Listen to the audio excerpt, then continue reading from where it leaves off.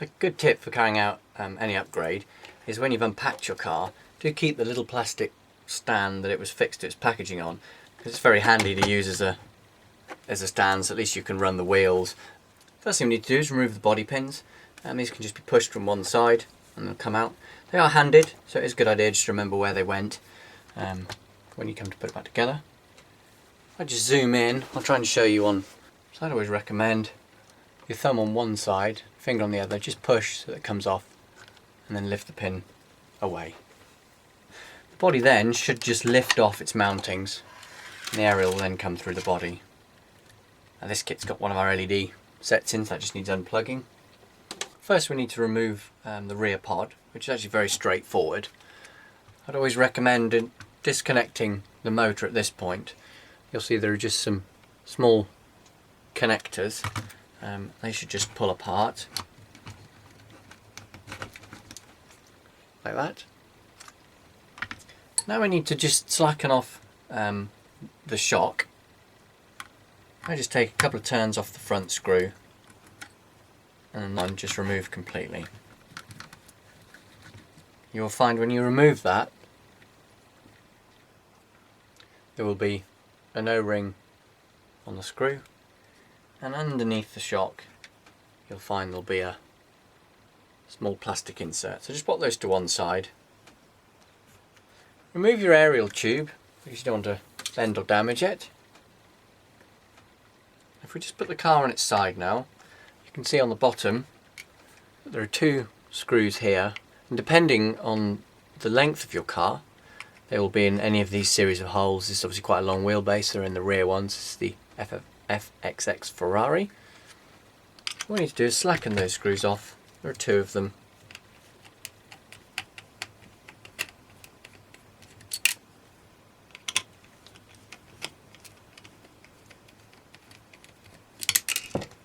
With those removed, that pod will just come away from the main chassis. So now you can pop the chassis to one side, and then we're left with our rear pod to then disassemble. First thing to do, remove the driving wheels. If you hold both the tyres, pop the spanner that comes with the kit and turn anti-clockwise, so to the left, you'll find the nut will stay inside the spanner. Turn the unit round, again hold both tyres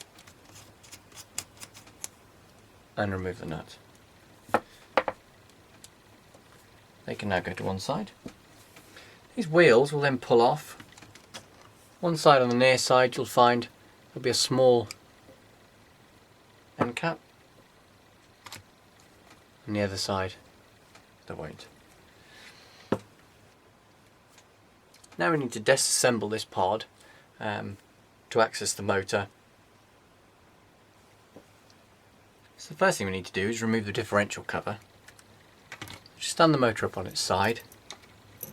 You'll find there's two small screws. Just turn those and again pop those to one side.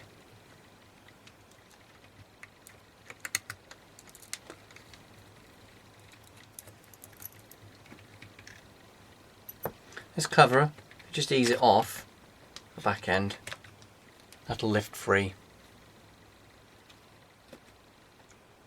You then need to just rotate gear differential until the grub screw on the pinion gear on the motor can be seen.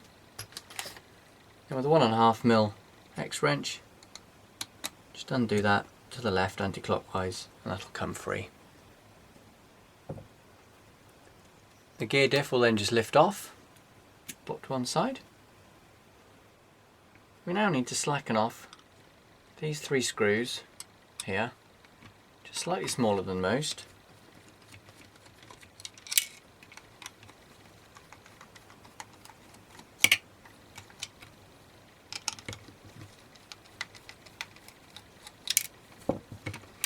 And now on both sides we just need to remove these two screws. They're opposite each other.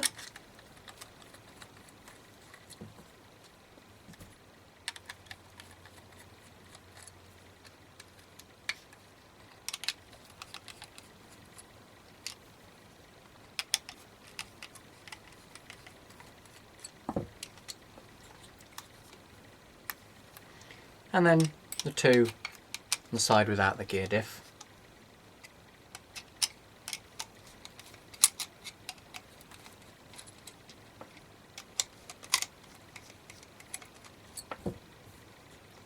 This pod will now pull off, and that will come out complete. Just move this away. Now you'll find this top plate will just lift away.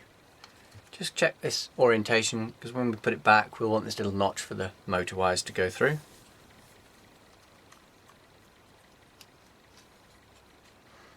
Now to remove the motor, you'll see there are two screws here. You just need to slacken off. Don't need to come out completely and the motor will come free. And the motor comes away from the mounting. So on the motor, just note that one of the wires, the black wire, is always longer. And then that side of the motor needs to point downwards when we fit it. And on the front, you'll see there are two holes opposite each other, and that's where we're going to be mounting in here. So with black wire down, place the motor through onto its plate, and then we're just going to try and locate this bottom screw into one of those holes. As we wind it on, you'll just feel it starts to bite. Just get a couple of turns on and then look down. You just then want to locate the top one, and again get a few turns on. You don't want to over tighten these, you just want it to be tight enough to hold the motor sort of square when we set the gear mesh in a minute. Okay, we continue to reassemble. What we need to do is put this pod back on the bottom, and again there are some holes for pins to line up. Get those in place. The important bit is this top plate. You want to make sure that the wires come through this hole and they're not pinched at all. So drop the pins in this side. Line it up. Check that both the wires are through. Once you're happy, you can hold that and just see that everything lines up. We just want to pop one screw in each of the sides, just to make sure that it's all held in place.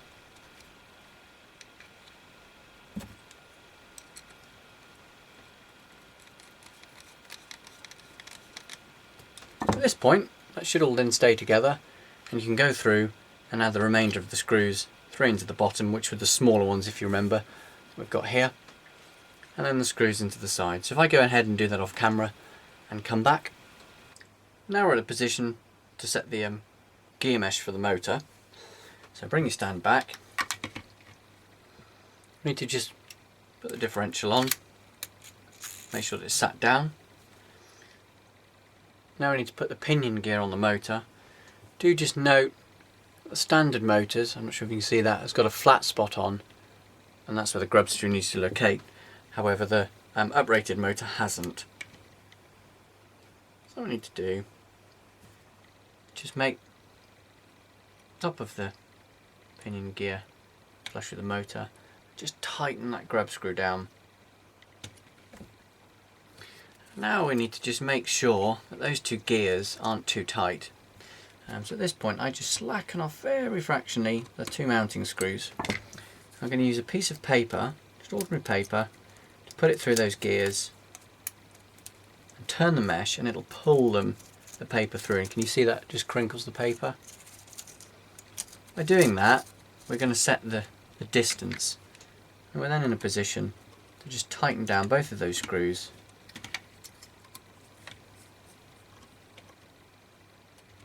Into the motor. Just check then again that paper runs through. It should then run very smoothly. Okay, now put the cover on. It just slots on the top. If you remember, there are two screws in the front, which we just need to wind in.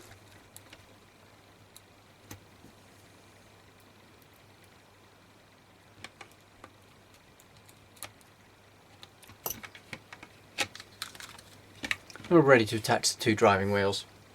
So to reinstall the wheels, what we need to do is take the first wheel, mount it up, and you'll see there's a hex in the back of the wheel. Needs to marry up with that. Then we need to drop a little bush, and you may just need to make sure that it goes over. Load your nut onto the end of your spanner and then just wind a couple of turns on. Same with the other side. This one's actually got that additional space, if you remember, so that can be mounted in the back of the wheel. And that groove needs to meet with the two ends of the pin. And again, drop your spacer in. Just check it's over the thread. Load up your driver. Put a couple of turns on. Now, as we did before, just hold both your drive wheels and tighten up the nuts.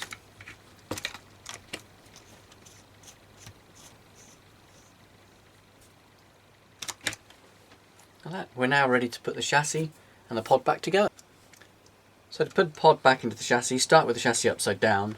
What we need to look for in the bottom of the chassis are the two holes. You look here on this particular kit there at the back where the pod was mounted. Line that up, and as before,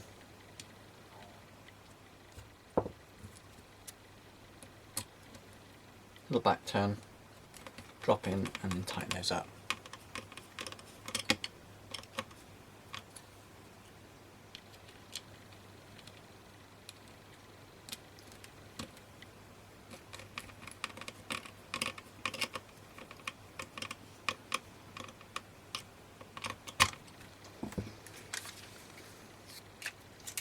Check at this point that your two motor wires are actually coming through to the front.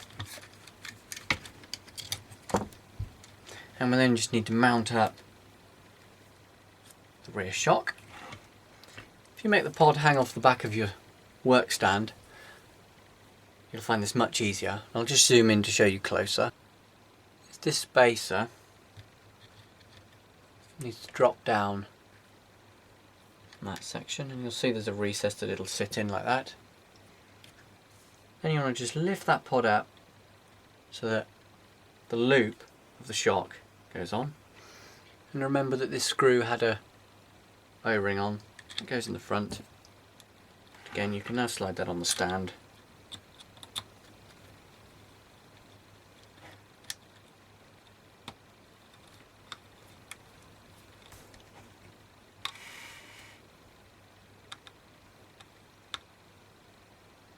Tighten that down, and remember to tighten down the front screw also. Just check that that pod runs free. Now we need to connect up the motor wires that are here. At this point, make sure you get your colours the right way around, so obviously black to black, and they should push in so there's no metal showing after the connectors. So to install the aerial tube, what we need to do is take the end of the aerial wire, thread it in the end, and I find if you just twist the tube round as you push a small portion of the wire up, what we're looking for is we're watching for the end of the aerial to come out of the end of the tube, and then when it does, you can then just pull that wire and mount the tube in its holder, and we can now then mount our body back up. Just the body will then drop down on the mountings, and then we can just put the clips back, push them in through the holes in the body posts.